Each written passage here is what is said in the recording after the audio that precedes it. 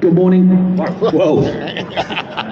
Good morning, everybody, and welcome to Electric Tales and Used Car Sales. I'm going to be doing a presentation to you all today about the used car market, the electrification of it, and the digitisation of car dealerships going forward.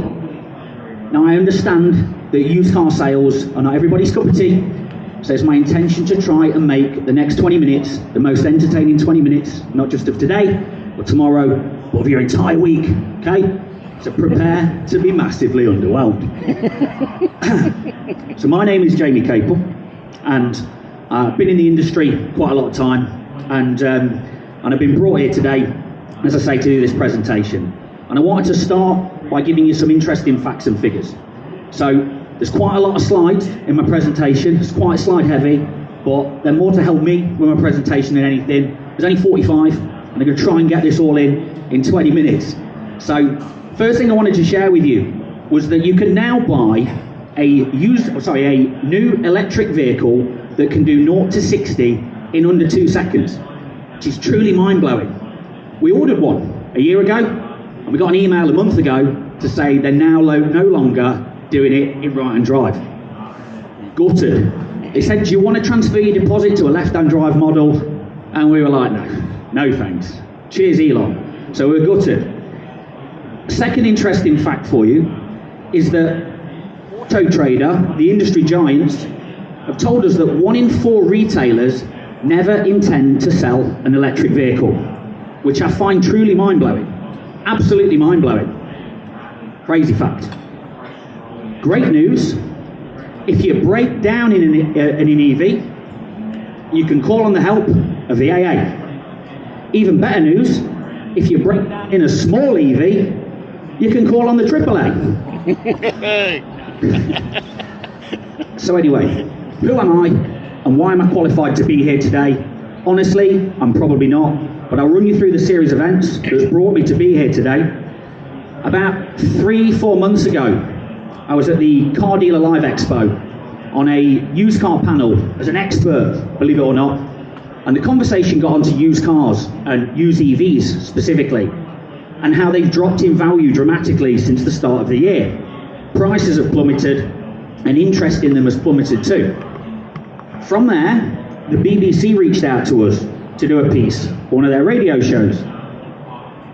You and yours. Got massive kudos with my mother-in-law, and I was on the radio talking about the electric car market and how used car sales have dived. Following this, the Times reached out to us, truly proud moment, and I featured on page 4 of the Times on a Saturday edition. And I remember waking up in the morning and went on the Times online site, and I looked at my missus, my face full of pride, beaming, and I remember saying to her, do you realise how legendary your husband truly is? She said, shut up. Now, don't let that headline, lead you down a way thinking that I'm anti-EV. I'm not. I'm very pro-EV. EV is the future. But what I wanted to do was, from that, Move reached out to me and asked me to come and present today. So, basically, I'm going to tell you my story as a journey rather than a presentation. I'm not used to presenting in front of people, as I'm sure you can probably tell, especially a room full of extremely talented, intelligent, driven, amazing people who are stood in front of me today. Yes, I'm talking about you guys. You're like, I mean us. So I became a car salesman at the age of 20. I turned up on a 10-acre site, 1,000 cars, customers everywhere, balloons, music blaring, burger wagon. It was amazing. And after 3 days, I sold my first car. And at that point, I knew this is what I wanted to do for the rest of my life. Okay? 23 years later, I'm still in the trade, and I absolutely love it. From there, I went to work for a Vauxhall dealership, then for a Citroën dealership, and in 2008, I became sales manager at a £10 million Mercedes-Benz-owned Gin Palace. I got the keys to a 50 grand Merc. I was truly living the dream. And while I was working for Mercedes, I met lots of business owners, inspirational people, people who'd made it. And I realised while I was sat this side of the desk, I would never, ever, ever be able to go and buy a Mercedes-Benz car. I'd always been a company car, I wouldn't own one. So I made the decision in 2010 to go and open my own car dealership with my then best friend and business partner called Carl. The most enjoyable car buying experience you'll ever have. Whilst there, we did lots of work on social media. We built up a huge social media following before car dealers really did it and understood it. We were a digital business. We had a fantastic website and we sold lots of cars. On social media, we developed a friendly rivalry with a local car dealership. And off the back of that, we were approached by the TV channel Dave, who then decided to make a 10-part TV series called Used Car Wars. That's me on the left. I don't know what pose I'm doing there. Looks ridiculous. But that happened. This guy, Craig, remember Craig? Because he comes back into the story in a minute. Now, unfortunately, Used Car Wars was not the critical success I'd hoped it'd be, and I didn't end up on Celebrity Big Brother. Disappointing. The reason why it got cancelled was before it even went to air, Car-A-Lot collapsed as a business due to some slightly ropey financial decisions by various members of the business. This left me broke, penniless, and on the verge of bankruptcy. 2016 Christmas, about to lose my house. So at that stage, I had two choices to make. I could either take a massive insurance policy out of myself and learn how to row a canoe, disappear, or I could go again. So with the help of a handful of people, my family, and this gentleman here, we all clubbed together and bought me a massive canoe. We didn't really. We decided to go again. So I begged, borrowed and stole the final 25 grand of my parents' retirement fund. I went to NatWest. I said, I need a home improvement loan. Please help me out. And with some creative use of my credit cards, those funds, and some sale or return cars from Mel in the front there, shout out to Mel, headed to an old boat building yard in Derby and set up a business called Car Key. Now, Car Key was born out of the disaster of my old business. Key, because we're by the water. Car, because we sold cars. And if you look at the logo, it looks like a key. Even these bits look like the spiky bit you get at the end of a key. You know what I did there? So anyway, now it's obvious now. Yeah. Now people keep getting the name of our business wrong. I kind of regret calling it Car Key. People used to call us Car Quay. If you like Quavers, if you're from Quebec, or if you like Freddie Mercury and you like Queen, you can understand why people pronounce the name of the business wrong. But it's Key, Torquay, New Key, Quayside, Car Key. Brilliant. So anyway, that's the boat building yard as we turned up. It was a dump, beautiful views, and the site was a mess. But with hard work and determination, over the next 6 months, with me, the help of my parents, and this gentleman in the front row, after 6 months, we'd turned 15 cars into 50 cars. We'd turned the unit into something resembling a car dealership. This used to annoy me. Guy lived in a caravan. You'd see him get up in the morning, his pants come outside. But we set up, and at this stage, my parents were about to go on holiday, and we needed some help. So I basically approached Craig from before. Remember Craig? Went to the pub next to the marina. Took me 37 minutes to sell it to him. I wrote a job offer on the back of a cigarette box, and off he went to get permission from his wife to come and join the team. 4 days later, he handed his notice in, and 4 days and about 27 minutes later, he arrived at work. Now, the important thing with Craig, other than the fact that he's helped me so much with the business, is that he's obsessed with EVs, absolutely obsessed with electric vehicles. I wasn't really bothered. He's a massive Elon Musk fanboy. Loved him.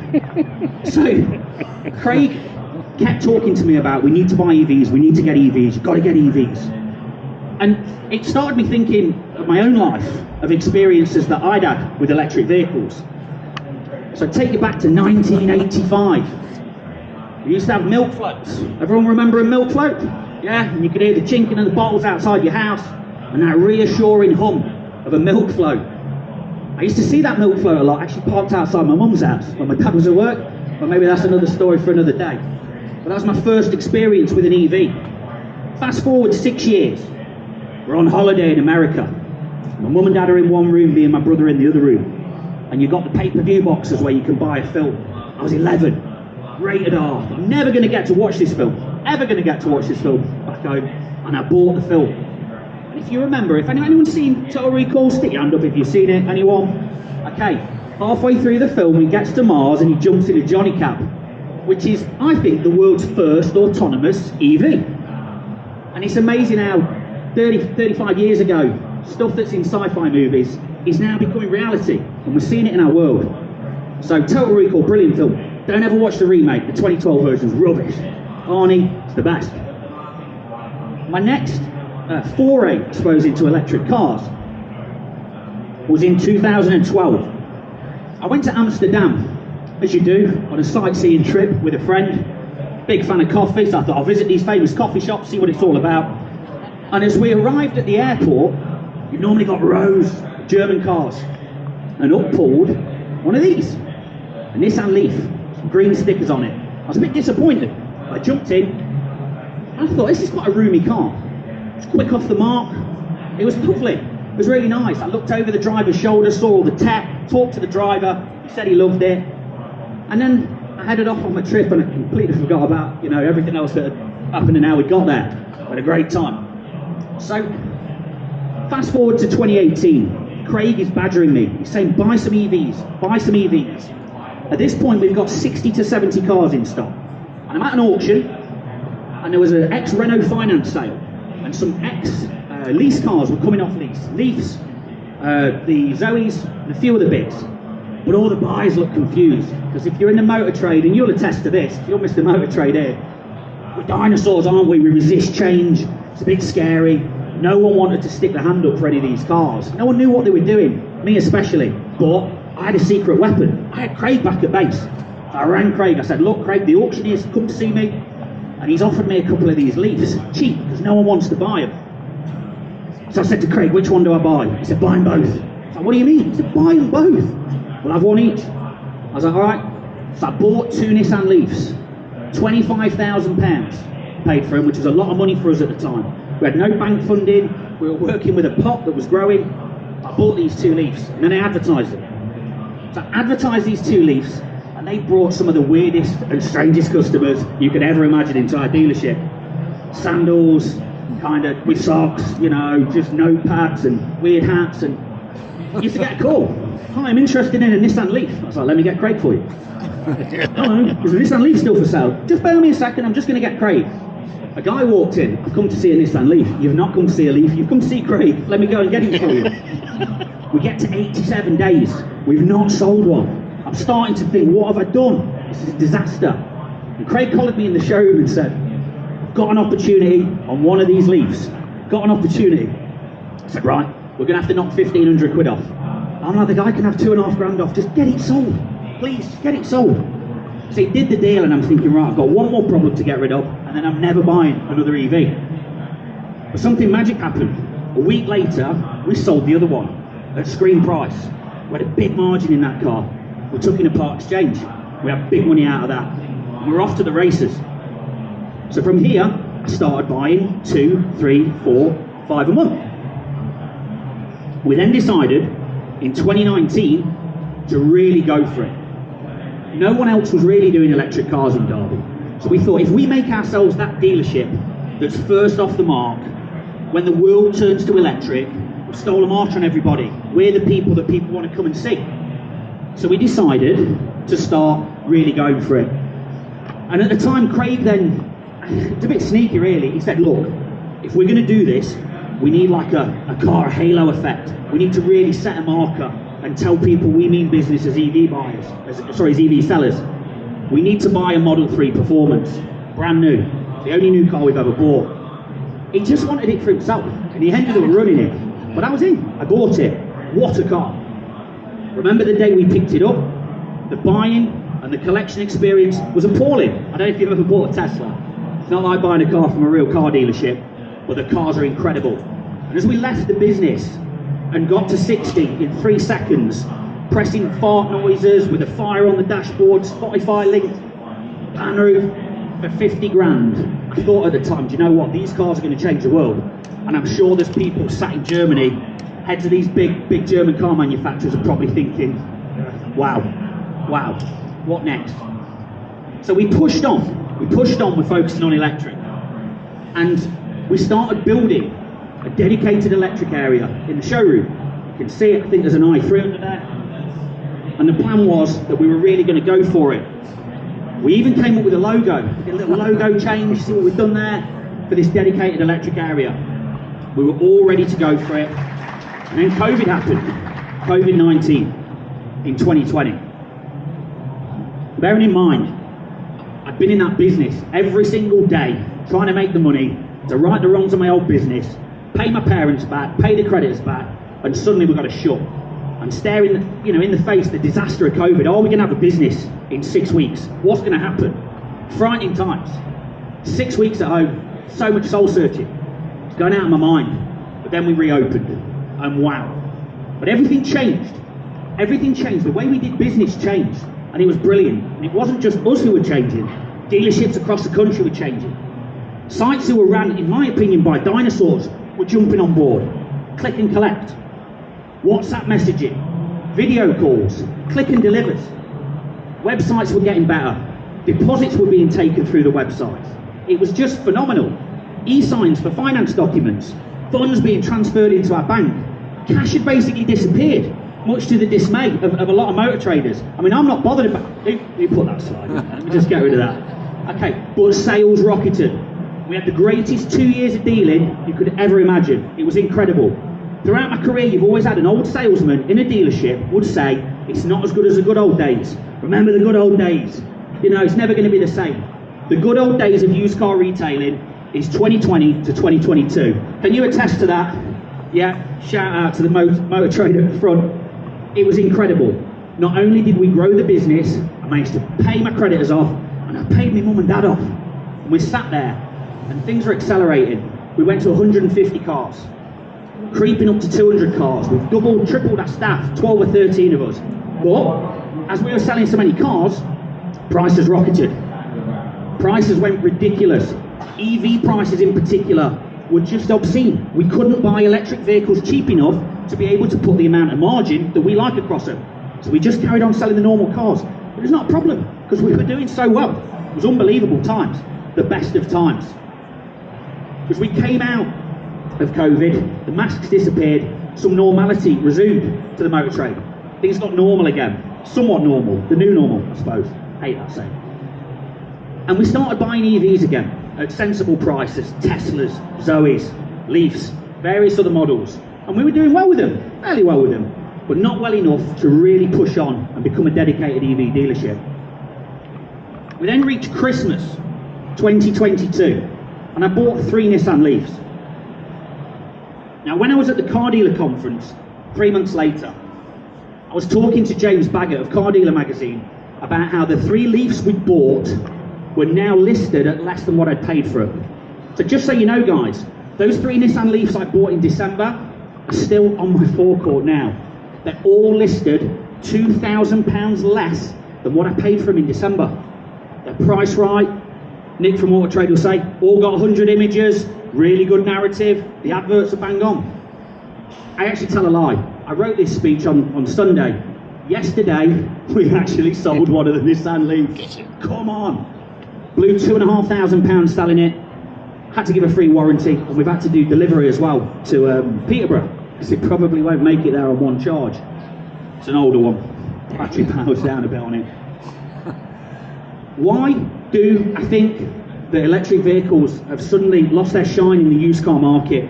Okay, a couple of reasons. Tesla, the poster boy for new cars, did a massive price cut back in January, and it was in the press. Everybody knew about it.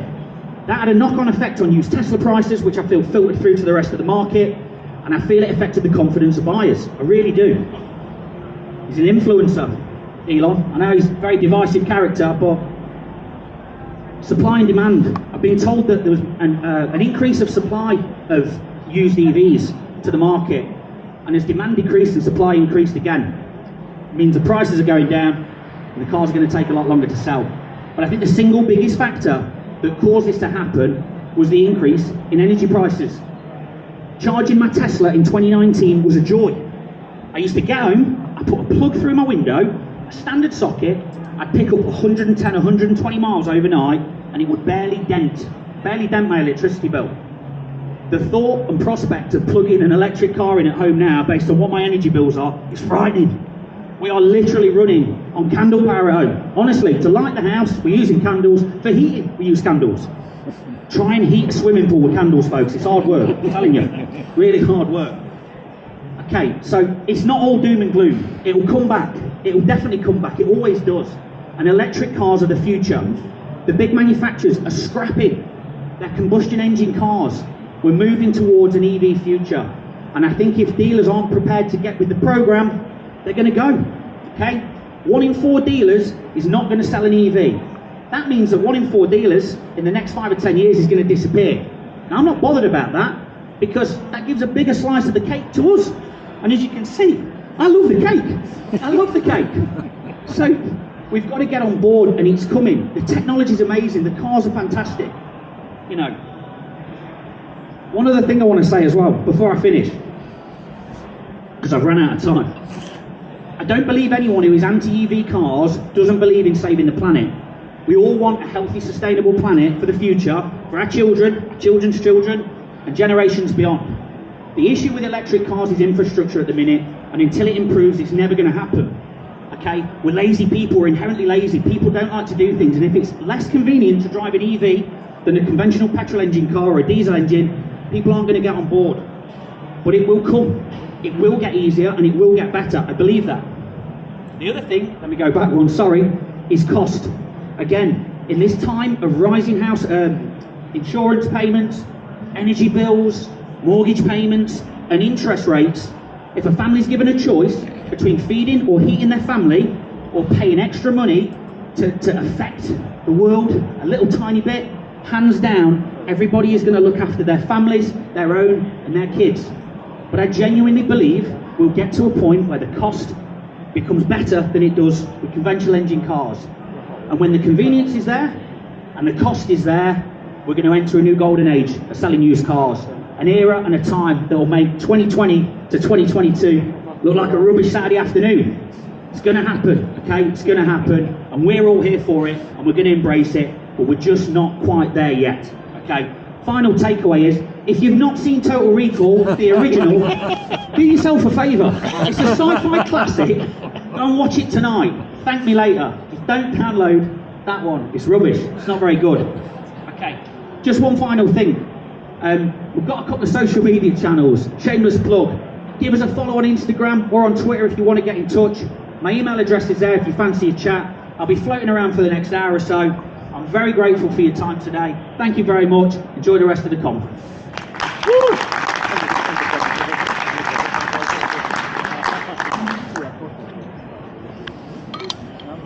Oh, well done. Well done.